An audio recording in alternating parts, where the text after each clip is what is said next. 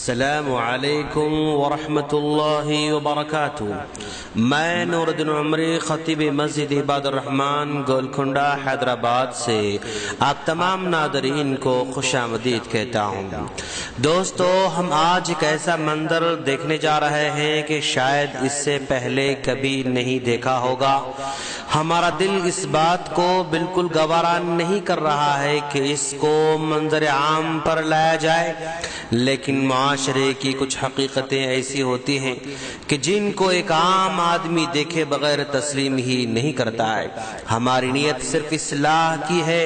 لڑکیوں کے ذمہ داروں کو ایک تنبیہ بھی ہے کہ ان کی غفلت سے ایک بنت حوا کہاں سے کہاں تک جا سکتی ہے۔ چلیے دیکھتے ہیں کہ بنت حوا کی ذہنی حالت کہاں تک پہنچ چکی ہے۔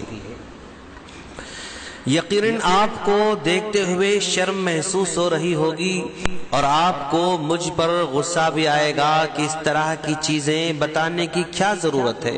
یقیناً آپ کا شبہ اپنی جگہ پر درست ہو سکتا ہے، لیکن قوم کی حالت ایسی ہے کہ جب تک افسوسناک چیز نظروں سے نہیں گزرے گی، بیدار ہونے والی قوم نہیں ہے۔ بنت حوا کو اسلام نے کتنا بڑا مقام عطا کیا ہے کہ اگر یہ نیک ہو جائے تو دنیا کی سب سے بڑی نعمت کہلائے گی، جیسا کہ مسلم کی روایت ہے۔ اللہ کے رسول صلی اللہ علیہ وسلم نے فرمایا، خیر متاع الدنیا المرأة الصالحہ، کہ سب سے دنیا کی بڑی نعمت ایک نیک عورت ہو سکتی ہے۔ اور اسی بنت حوا کو اپنے شوہر کے لیے خوش نصیبی کی علامت قرار دیا گیا۔ اللہ کے رسول صلی اللہ علیہ وسلم نے فرمایا، اربع من السعادہ، 4 چیزیں خوش نصیبی کی علامت ہیں، اور ان 4 چیزوں میں سے ایک نیک عورت بھی ہے۔ واربع من الشقاء، اور 4 چیزیں انسان کی بدنصیبی کی علامت ہے، اور بدنصیبی کی علامت ان 4 میں سے ایک بری عورت ہے جو اپنے شوہر کو ستانے والی ہے۔ اگر یہ بگڑ جائے تو انسان کی بدنصیبی کی علامت قرار دی جائے گی۔ اس بنت حوا کو مقام دیا گیا کہ شوہر کے اچھے اور برے ہونے کی گواہی اس سے لی جائے۔ اللہ کے رسول صلی اللہ علیہ وسلم نے فرمایا، خیرکم خیرکم لنسائکم، تم میں سب سے بہتر آدمی وہ ہے جو اپنی بیویوں کے لیے بہتر سلوک کرنے والا ہو، جس کی پرورش اور تربیت پر جنت کی خوشخبری سنائی گئی ہے۔ جب یہ ماں بن جائے تو جنت اس کے قدموں تلے رکھ دی جاتی ہے۔ لیکن ہم کس منہ سے کہیں کہ یہ ناچنے والی لڑکیوں کو بھی یہ خوشخبریاں مل جائیں گی؟ ہاں، ہو سکتا ہے، ایک شرط پر کہ یہ توبہ کر لیں اور اپنی اصلاح کر لیں۔ ناظرین، اس معاملے میں کون خطا کار ہے؟ کیا یہ لڑکیاں خطا کار ہیں؟ کیا ان کے ماں باپ خطا کار ہیں؟ کیا ان کا اسکول خطا کار ہے؟ کیا آج کا میڈیا خطا کار ہے؟ کیا آج کا نصاب تعلیم خطا کار ہے؟ ہماری نظروں میں تو یہ سارے کے سارے خطا کار ہیں۔ یہ لڑکیاں اس عمر کو پہنچ چکی ہیں کہ ان کو نادان کہہ کر نظر انداز بھی نہیں کیا جا سکتا ہے۔ ان کے ماں باپ نے کوئی ایسا ماحول فراہم نہیں کیا جس میں رہتے ہوئے تقوی پیدا ہو جائے۔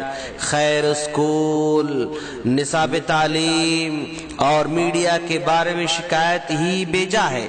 ان سے خیر کی، تربیت کی، اصلاح کی، حسن اخلاق کے سبق کی، اللہ کے ڈر کی اور خوف کی تلقین کی امید رکھنا بیکار اور بے سود ہے۔ یہی وجہ ہے کہ آج کی خواتین مرد کے شانہ بشانہ، قدم بقدم چلنے کی بات کر رہی ہیں کہ ہمیں تعلیم سے کیوں روکا جا رہا ہے، ہمیں باہر نکلنے سے کیوں روکا جا رہا ہے۔ آج جس دور سے گزر رہے ہیں وہ یہ کہ گانا بجانا عام ہو چکا ہے، اور یہ قیامت کی نشانیوں میں سے بھی ہے۔ جس قوم میں گانا بجانا عام ہو جاتا ہے وہ قوم تباہی کے قریب ہو جاتی ہے۔ یہ اس دور کے کانویننٹ کے تعلیمات ہیں جو بچپن سے ان کے خالی ذہنوں کو لادین کر دیا جاتا ہے، یعنی اللہ کے تصور کو ان کے خیالات اور دل و دماغ سے مٹا دیا جاتا ہے۔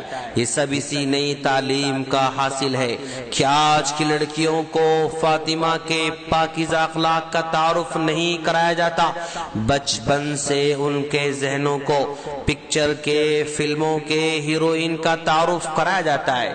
اس میں غلطی ان خالی ذہنوں کی بھی نہیں ہے، غلطی ان کے ماں باپ کی ہے کہ جب باپ نے گھر میں ٹی وی کو لے کر آیا اور ساتھ بیٹھ کر سنتا رہا، دیکھتا رہا، تو یہی حال ہو جائے گا۔ اور نہ آج کی ماؤں کی زندگیوں میں حضرت عائشہ صدیقہ رضی اللہ تعالیٰ عنہا کے پاکیزہ اخلاق نہیں رہے، نہ دین اسلام کا پاس لحاظ رہا۔ آج کی نام نہاد روشن اور ماڈرن جاہلیت میں عورتوں کو آزادی کے نام سے دوبارہ اسی ظلم، بے وقاحتی، بے قدری، ذلت اور رسوائی کی طرف دھکیل دیا گیا ہے۔ دور حاضر میں یورپ و امریکہ اور دوسرے صنعتی ممالک میں عورت ایک ایسی گری پڑی مخلوق ہے جو صرف اور صرف تجارتی اشیاء کی خرید و فروخت کے لیے استعمال ہوتی ہے۔ وہ اشتہاری کمپنیوں کا حصہ بن کر رہ گئی ہے۔ عورت نے اس نعرے کے فریب میں آ کر جب گھر سے نکل کر مردوں کے شانہ بشانہ کام کرنا شروع کیا تو اسے ہوٹلوں میں ریسپشن پر، ہسپتالوں میں بطور نرس، ہوائی جہازوں میں بحیثیت ایئر ہوسٹس، تھیٹروں میں بحیثیت اداکارہ یا گلوکارہ، مختلف ذرائع ابلاغ میں بحیثیت اناؤنسر بٹھا دیا گیا جہاں وہ تباہی کا سامان لے کر بیٹھتی ہیں۔ وہ نظام جس میں عورت کے میدان عمل میں اترنے اور کارخانوں میں کام کرنے کو ضروری قرار دیا گیا، اس سے ملک کو چاہے کتنی بھی دولت و ثروت مہیا ہو جائے، مگر یہ بات یقینی ہے کہ اس سے گھریلو زندگی کی عمارت زمین بوس ہو کر رہ جاتی ہے، کیونکہ اس نظام نے گھر کے ڈھانچے پر حملہ کر کے خاندانی بنیادوں کو ہلا کر رکھ دیا ہے اور معاشرتی تعلقات اور روابط کے سلسلے کو درہم برہم کر دیا ہے۔